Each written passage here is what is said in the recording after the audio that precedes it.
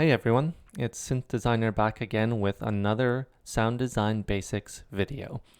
Today I want to talk about how to create a pad. Pads are often used as kind of like the main filler of the sound. It is often setting the ambience and the mood of the song.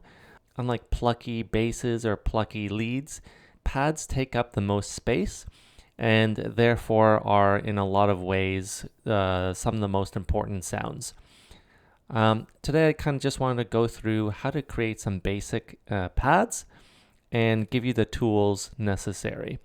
No, I'm not going to be able to show you every single type of pad.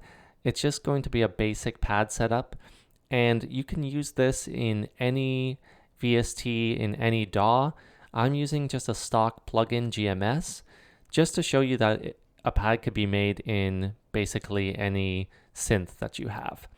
So why don't we get into it? So I'm starting off with an init preset, and I have just a saw wave on right now. Let's turn up the output a little bit. So pads are often kind of bigger sounds, so we'll need multiple voices. So let's turn that up. So it's already kind of a different character. Now in this particular synth, you can turn on the second oscillator just by raising its level.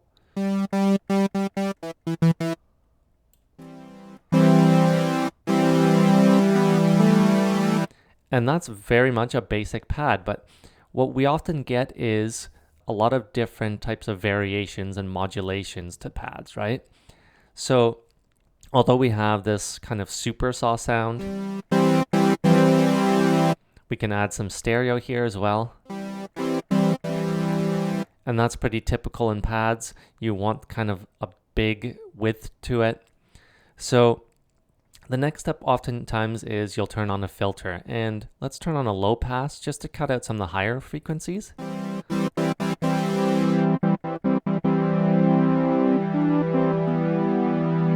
So already you got that warmth to it, right? And when we go over to the ADSR, we have to remember this is kind of the most important aspect of it to make sure it's a pad, right? And a couple things you'll have to notice is you'll have to decide kind of where you want the sustain and decay to play, right? So if we turn down the sustain all the way, it's still a long sound because the decay is so long, right? So if we turn it down, that's what kind of makes the plucky sound. But if we were to turn it up a little bit, maybe turn up the release a little bit,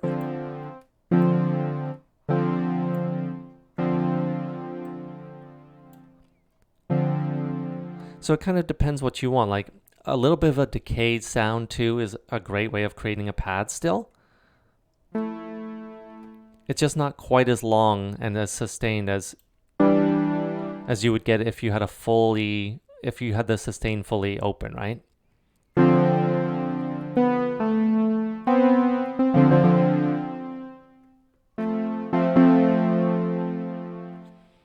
So the next step would be kind of defining the sound in a unique way.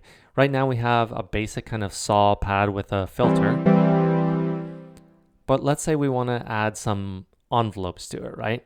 So by default, the envelope here is attached to the filter.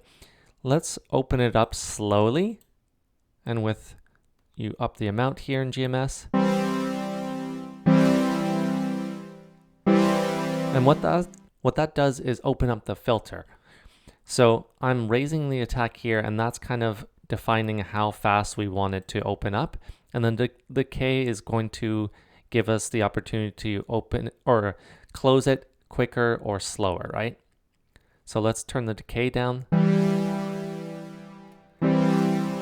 So we have that kind of whooshing sound to it now, where it's opening up and then slowly closing. Now if we were to turn the decay all the way up,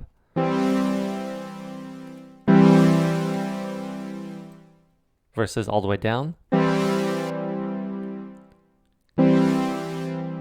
So it closes quicker, right?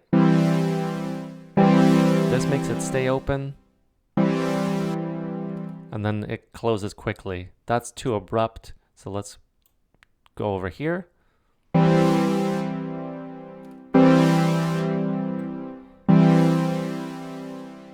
There we go.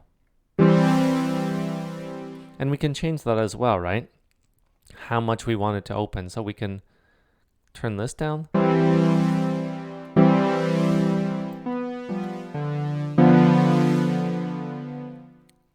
And then we can also change where we have the filter, right?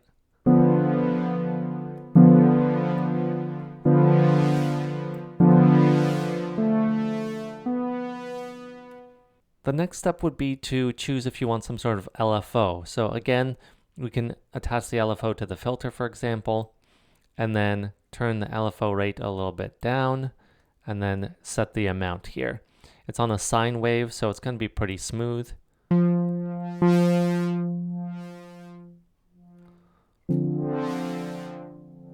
And you can hear that LFO rate opening and closing, and you could exaggerate it even more.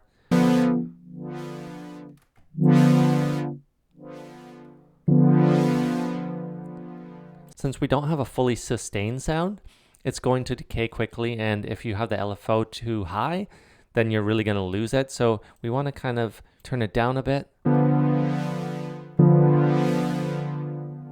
So it's just subtle here. And then of course you can add any effects you want. So let's turn on the reverb here.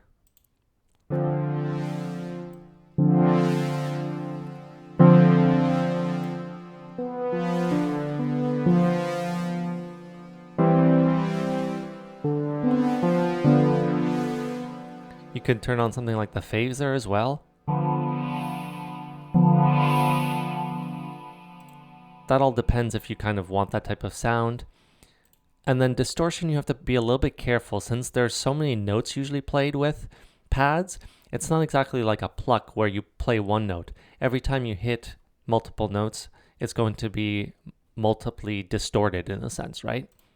So let's turn the output down here.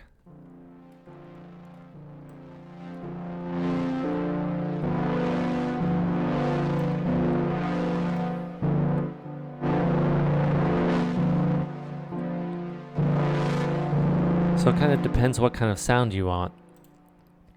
But in a basic sense, that's how you could create a pad, right? And you could do different types of wavetables as well. So say you want something a little bit deeper. You could go with a saw and a sine wave, for example.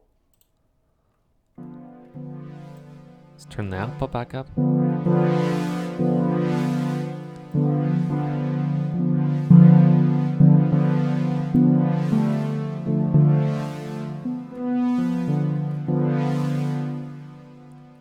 And then you can also play around and maybe add another oscillator in, have one pitch down a full octave, and then slowly bring that in and see how that sounds.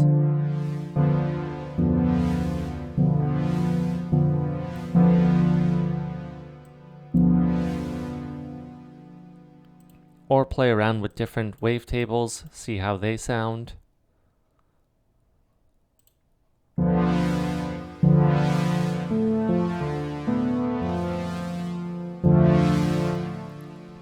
You can also add noise as well.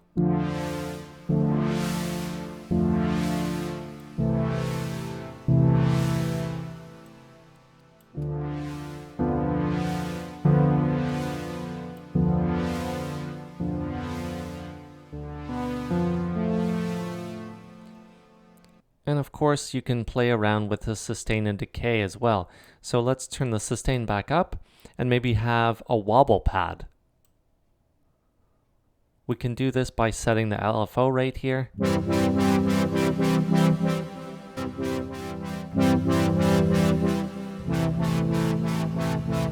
Maybe turn the envelope down a little bit.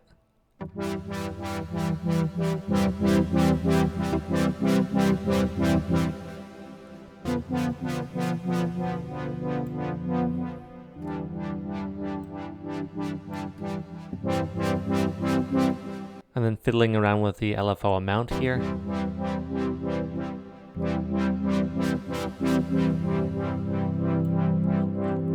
And you can of course add multiple LFOs as well to it. So say we want one a little bit faster, one a little bit slower.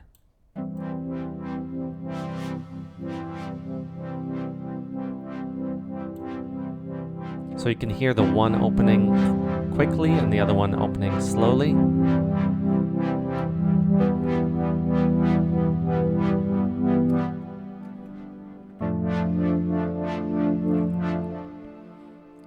So those are all just different ways of creating pads. It's all about what kind of sound you want to create. Do you want more wobble to it? Do you want to have a more sustained sound, slightly less sustained? It's all about the ambience that you want to create within your song.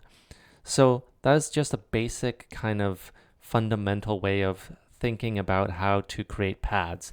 Most important thing is you have to play around with different wave shapes and see how they work for you.